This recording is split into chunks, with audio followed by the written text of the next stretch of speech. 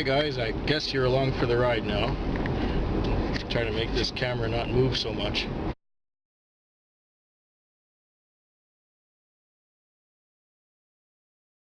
Oh, hope this works out. We're in a taxi right now, and this is my first taxi video that's gonna go on to live video. And I talked about dual citizenship and how, you know, there are people who put videos on YouTube and on live video. I'm not making a secret of it. I'm doing both. I'm posting to both sites, and you know, there are people who post videos. I mean, it's an interesting phenomena. They post the same video to both YouTube and live video. Well, I'm not going to do that, because I mean, if you've seen one of my videos once, that's usually enough. But if you want to see it again, you can always view again. Now, if you really want to see the rest of my videos, you can always go on to YouTube and look under Fehquig. That's F-E-H-Q-U-I-G. You'll find me there. I've got a few of them up already. I want to talk to you about something that just happened to me a couple hours back, and it was quite an experience. I was sent to a house to pick someone up, and I picked him up, and this message said that he has a wheelchair. Anyway, I got to the guy's house, and he had a steep driveway, and it was all icy. Now, it was so icy that when I parked at the top of the driveway, the car would slide back down. It wouldn't stay when I put it in park, so I had to park on the snow to get there. The front door was open, so I knocked on the door, and he said, "Come in and close the door when you get inside." Okay, so I went inside, and he says, "Oh, come back here." So I went back there, and the guy looked quite a mess. He was in a wheelchair, and it looked like he had pissed himself, and he had food stuck to his sweater, and it was really pretty disgusting. But anyway, he says, "I want you to look up an address for me." So I looked up the address, and he says, "Well, that's where we're going. That's where my wife lives." Okay, and he grabbed some chocolates to give to the children, and on the way he was saying stuff about his children being ordered to not talk to him, and you know, being ordered to stay away from him. Well, I just, you know, went along with it and stuff. He was trying to egg me on, but I stayed professional the whole time. Anyways, we got to I'll shut this down for a moment. We were almost to his wife's house, and she said, or he said, "I have to piss really bad. I really have to piss." I said, "Okay, fine. We can go to a gas station and you can piss." So we got there and got the wheelchair out of the trunk and got him into the wheelchair. He went into the garage at the washroom at the garage, and he went in there and he took care of what he had to do. He came back out in his wheelchair, and of course he had still, you know, pissed himself, and he says, "Would you do up my zipper for me?" And I said, "Sir, that's entirely your department, not mine, and besides, that zipper is already done up." "Oh," he says, "well, look at that one, the zipper's already done up." Okay, great. So then we left there, and he says, "Well, I want to get some whiskey." And sure enough, we were 4 minutes before the liquor store closed. So we went to the liquor store, and we went inside. And he told the guy working there, "Well, I want some whiskey and I want some beer." And the guy says, "What kind of whiskey do you want? Do you want a single malt, or do you want a blend? You know, we got Ballantine's, we got Glenfiddich, we got all this stuff." The guy says, "Just bring me whiskey and some beer." Okay. So he brought some whiskey and some beer. So he says to the storekeeper, "My people will deal with this." And the storekeeper says, "What are you talking about?" So our customer says again, "The people who take care of me will pay for this." That's the system. That's how it works.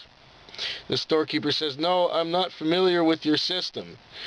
What happens here is you pay me and I let you take the stuff out of the store. If you don't pay me, you don't take the stuff out of the store. And our customer says again, no, look, see, I don't pay. I don't have any money. My people will handle this. And then he proceeded to try and get out of his chair and lean on the counter. The guy at the store says, well, you know what? You're clearly impaired, sir. I can't deal with you. I'm not going to sell you anything, and I'm not going to sell anything to your driver either because you're impaired. You're too drunk. Get out of my store.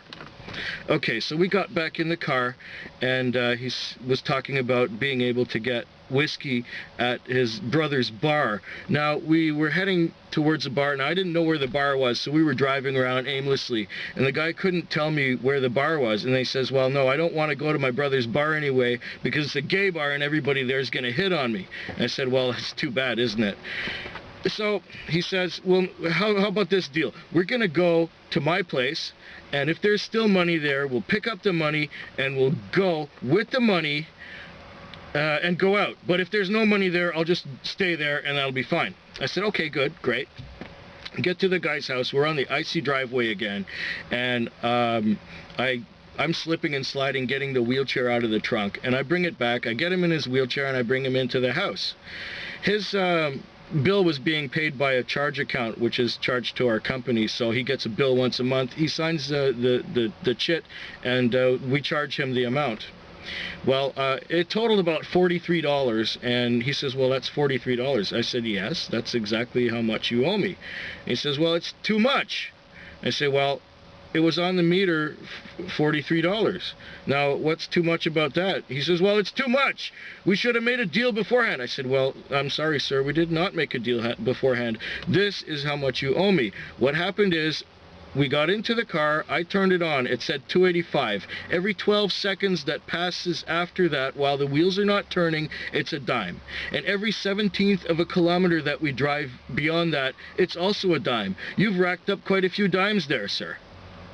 He says to me, well, it's too much, and that meter charges for stuff that never happened. I said, well, you know, sir, I could have very easily padded this bill for you, but I didn't. I was on the level, I was on the up and up. If that's not good enough for you, then we have a problem here. And he says, yes, we do. It's too much, I'm not paying it. And I said, well, all I require is a signature here. He said, I'm not signing it. I'm not authorizing that $43. I said, very good then. I do not want to spend time with somebody for an hour while I'm at work and not get paid for it. So you and I are at an impasse. I am forced at this moment now to call the police. He said, use my phone. Use my phone, call the police. I said, no, I'm going outside. I'm going to call the police from my cab, and they're going to come here, okay? He says, well, I guess you're not ever coming back here again. I said, that's correct. I will with pleasure not come back here again. Meanwhile, I am calling the police. Goodbye, sir.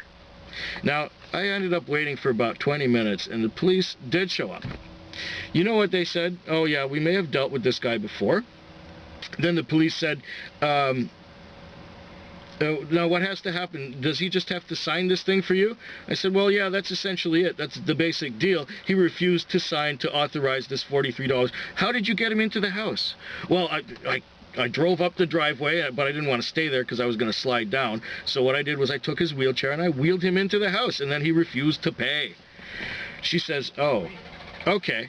So we went in, she went in, and the guy couldn't, he was like, oh, what do you mean? No, of course I'll pay. Gladly I'll pay. Of course I'll sign. You know, now he was playing the, look at me, I'm crippled, so I'm going to be an asshole to you. But he was being a real toady to the police. Now, the double standards, these things don't work for me, okay? But anyway, I managed. I did what I could. I handled it professionally. Then I had to explain to our dispatcher what the hell happened, just like I did to you right now. Now I got to put this thing in writing in the morning, and I got to sign it and send it to our manager to say, look, you know, we shouldn't deal with this prick no more. Obviously, there are some people in this world who are just so miserable that they can't find any happiness within themselves, and then they gotta spread their misery among all the rest of us. It's really too bad, you know, that life has to be this way for some of these people. Well, what can I do about it? I can just try and make the best of whatever is dealt to me at any given time. Anyways, you guys, have yourselves a nice day, and I'll be, I guess, posting more videos soon. Bye.